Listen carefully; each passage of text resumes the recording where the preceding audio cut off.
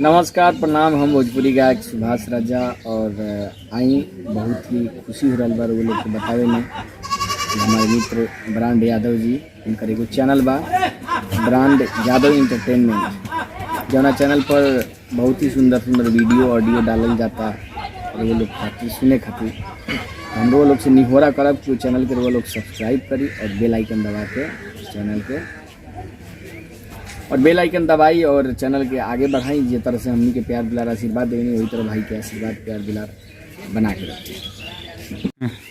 नमस्कार प्रणाम। हम भोजपुरी गायक सुभाष राजा और आई बहुत ही खुशी हो रहा बा वो लोग के बतावे में कि हमारे मित्र ब्रांड यादव जी इनकर एगो चैनल बा ब्रांड यादव इंटरटेनमेंट, जौना चैनल पर बहुत ही सुंदर सुंदर वीडियो ऑडियो डालल जाता और वो लोग खातिर सुने खातिर हम लोग से निहोरा करब कि वो चैनल के वो लोग सब्सक्राइब करी और बेल आइकन दबा के चैनल के और बेल आइकन दबाई और चैनल के आगे बढ़ाई। जिस तरह से हमनी के प्यार दुलार आशीर्वाद देनी वही तरह भाई के आशीर्वाद प्यार दुलार बना के रखें।